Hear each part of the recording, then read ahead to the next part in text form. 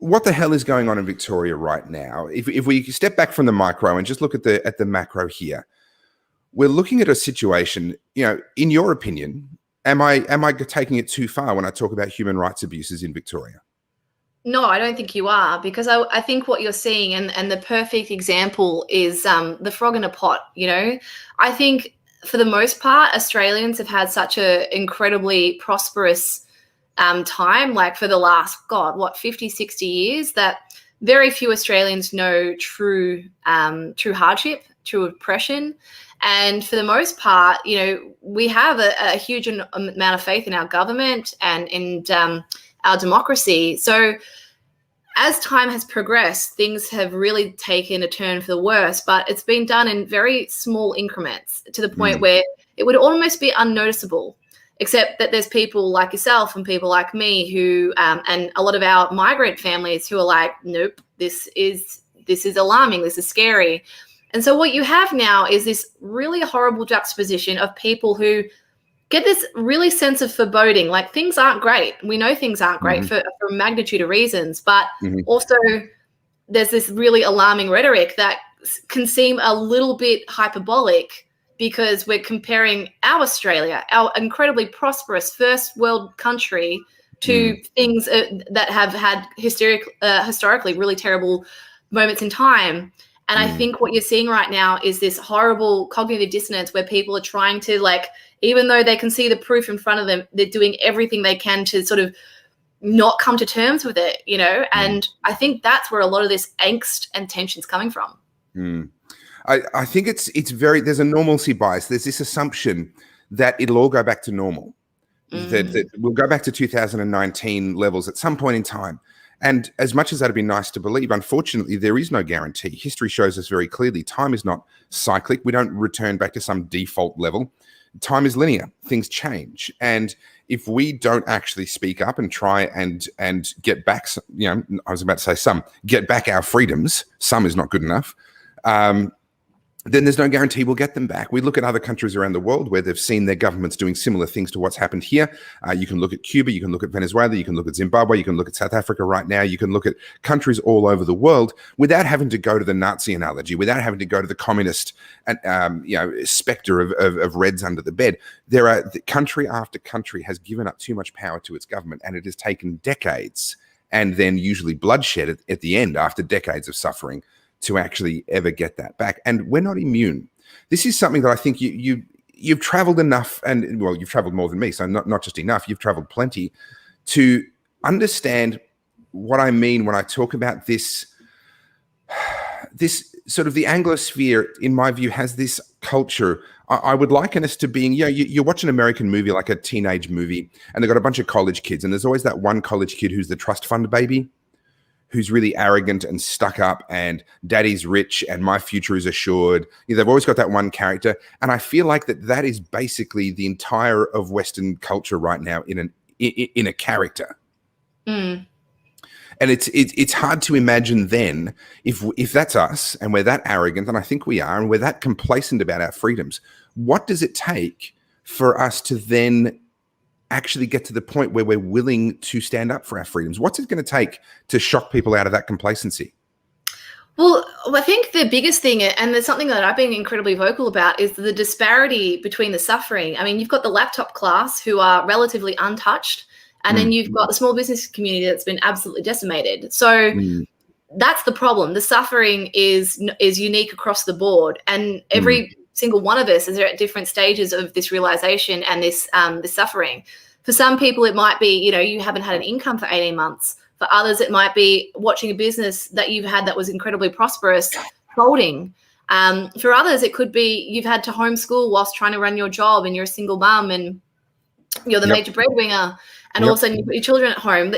The suffering is different, but for some people, some of this suffering is more tolerable. So the laptop class, which everyone keeps referring to, these people are relatively unscathed financially. They most likely have been receiving a full paycheck and just having to operate from home. So there's a level of comfort there. It's different, but it's not uncomfortable, and it's certainly not impinging on the things that we value. And obviously financial stability is a big one of those. What we are seeing now is the laptop class is suffering from mental fatigue and emotional fatigue. And so that's where I think we're starting to see this real issue with lack of understanding, because the suffering on either side is different. For some, it's economical. And for a lot of people, it's, having lost everything and everything that you've worked for been taken from you, and those rights to open your business, those rights to do your job have been stripped from you for no other reason. Yet across the road, your neighbor is allowed to work. They're allowed to do their job. And being told that you're not essential, but others are essential, this language. And so what was, sorry, no, you go. You finish your point. No, I was going to say, so what we're seeing is, it's escalating because the laptop class, or those who are relatively untouched, want this over so that they can stop being exhausted and stop being tired. Whereas the other people, the people like myself, the small business community, we want this over so we can rebuild our lives because we've got nowhere else to go. So it's creating this horrible juxtaposition. There is this division. We're being divided in multiple different ways. Obviously, we're being divided vaxxed versus unvaxxed, and we're being told to hate each other. And the vaccinated people are being told to hate the unvaccinated because apparently we're the ones spreading the disease, even though the data actually indicates that the spread is similar even after you've been vaxxed. We're being divided against your laptop class, your government employee class as well, because they've been relatively untouched. If you're employed by the government. In fact, police have been getting lots of overtime, and there are some that are quite happy about that. And then you've got those that were crushed.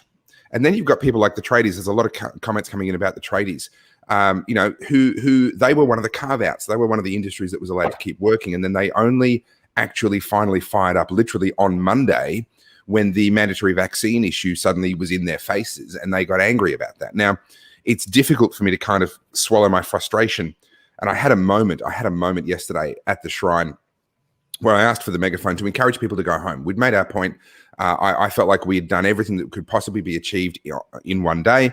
And I wanted to encourage people to go home and not have a confrontation with the police. Unfortunately, a lot of people there ignored me and others who made the same call and chose to stay there until the police literally shot at them and chased them off the Shrine. And I think it's a disgraceful thing all around, but we could have de-escalated that and left once we'd actually achieved everything that we were ever going to achieve in that one day.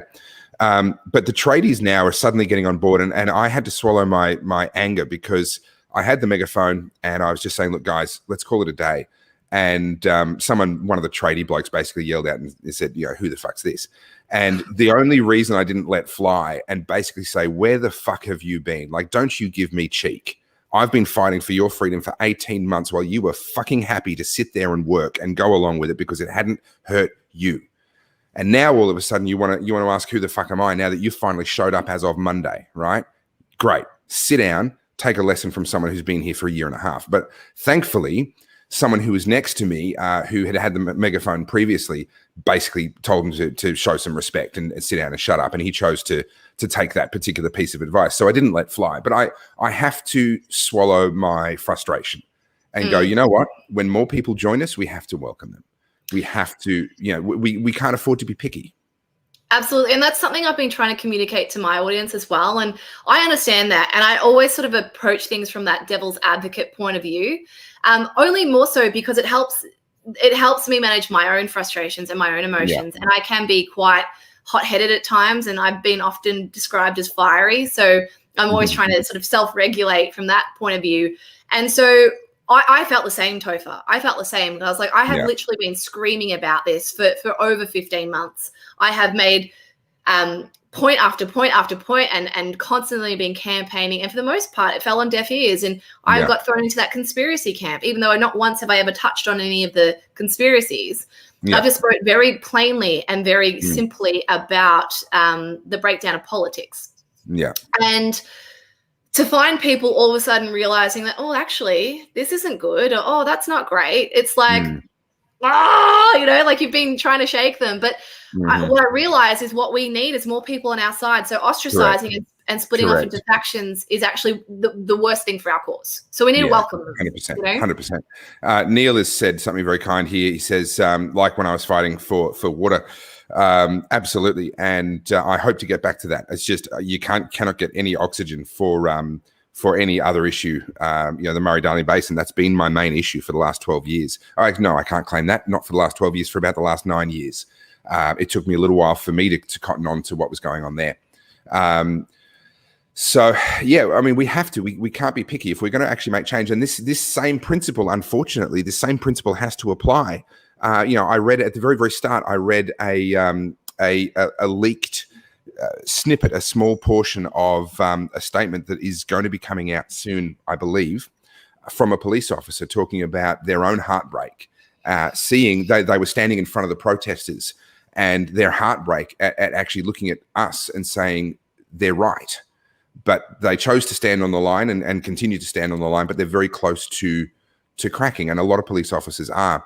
And we have to have the good grace. We have to be the adults in the room to say, okay, you've been wrong this whole time, but now that you're willing to say that you were wrong, we're going to put all of that behind us and we're going to move forward together. Like we absolutely have to do that. If we try and carry this division forward, these wounds are just not going to get healed, and we can't afford that.